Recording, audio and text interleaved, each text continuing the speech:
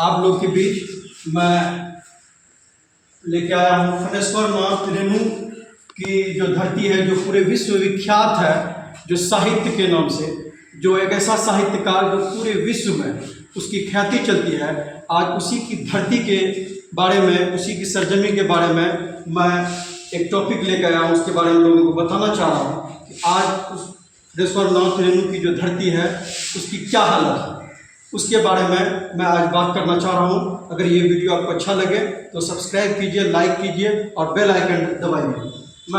चलिए मैं आता हूँ टॉपिक पे कि फनेश्वर नाथ रेणु एक ऐसा साहित्यकार जो पूरी दुनिया में उसका अपना एक पहचान था, एक ख्याति था, जो उसी के नाम से अररिया की इस धरती को जाना जाता है। लेकिन आज के डेट में, आज की तारीख में अररिया की इस धरती को फनेश्वर नाथ रेणु के उन स्मृतियों के आधार पर नहीं जान रहा है, क्योंकि आज ये अपनी गरीबी के लिए पूरी दुनिया में अपना एक अलग पहचान बना रहा है। आज मैं अररिया की धरती की गरीबी क्या है उसके बारे में बात करना चाहूँगा।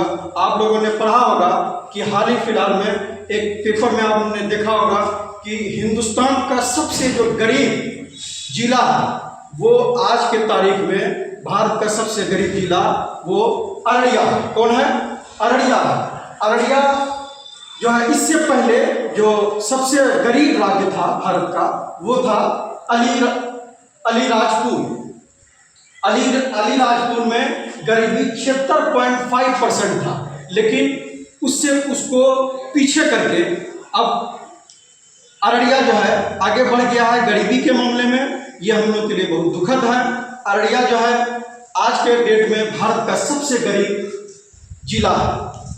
इसकी अररिया जिला की स्थापना 14 जनवरी 1990 को पूर्णिया प्रमंडल से अलग करके एक प्रशासनिक जिला का गठन किया गया था।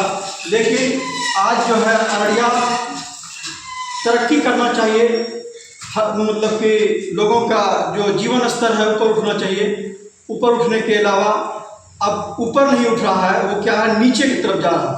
लोग दिन ब दिन गरीब होते जा रहे हैं। इसके कारणों को ढूंढना होगा, जानना होगा, और इसीलिए मैं पूरी दुनिया को ये बताने की कोशिश कर रहा हूँ कि अररिया जिला की क्या स्थिति है। अररिया जिला की स्थिति बहुत ही दयनीय है। दयनीय इसलिए है कि अगर आप देखेंगे कि गरीब किसको कहेंगे, कि गरीबी का जो मापदंड होता है भारत सरकार की तरफ से 10 मानकों के आधार पर गरीबी को तय किया जाता है कि ये गरीब है या अमीर है। 10 मानकों में से अगर एक तिहाई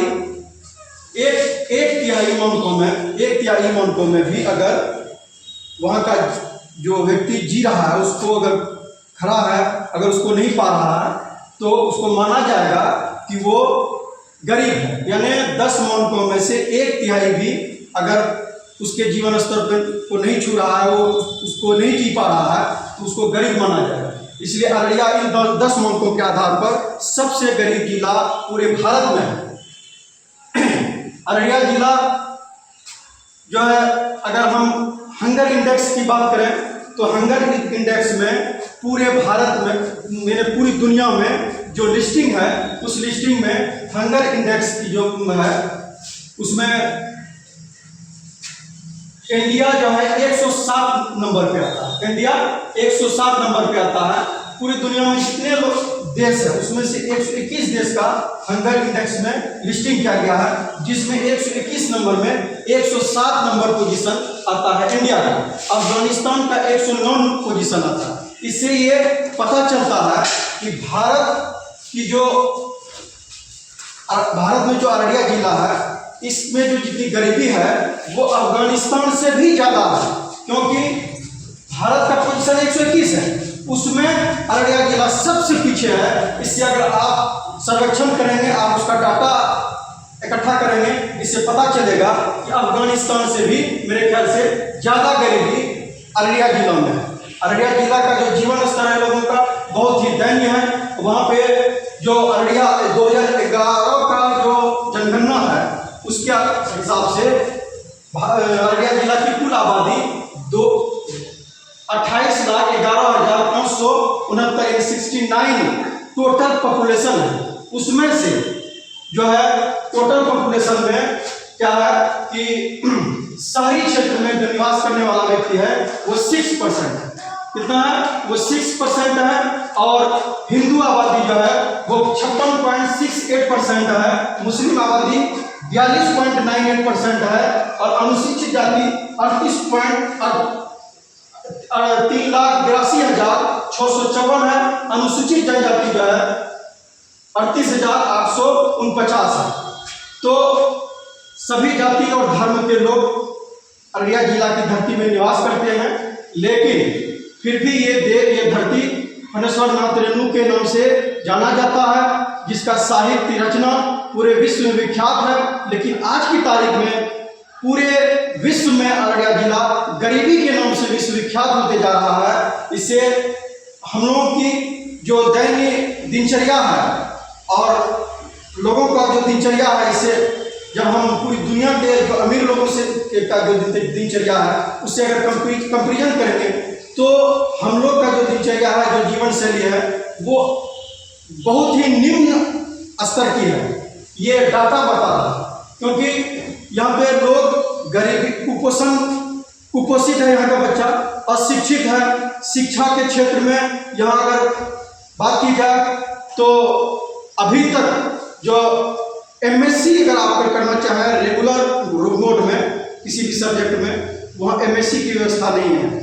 मेडिकल कॉलेज नहीं है जो स्वास्थ्य व्यवस्था लोगों का सुधार सके, लोग फ्री में आराम से अच्छा इलाज कर सके, इसकी भी व्यवस्था नहीं है। अगर हम इंडस्ट्री की बात करें, इंडस्ट्री के नाम पे पूरी तरीके से अररिया जिला साफ है, किसी तरह की कोई इंडस्ट्री नहीं है। और लोग पलायन करके पंजाब, दिल्ली, हरियाणा, मुंबई यहाँ पे अपना रोजी रोटी के लिए जाता है। ये स्थिति तो पूरे बिहार की है, लेकिन अररिया जिला की जो है स्थिति और भी दयनीय है। यहाँ का लोग पलायन करके दूसरे जगह अपनी रोजी रोटी कमाने के लिए जाता है और वहाँ से पैसा कमा करके भेजता है, जिससे उसके बाल बच्चा, उसका परिवार का और लोग सदस्य जीवन यापन करता है।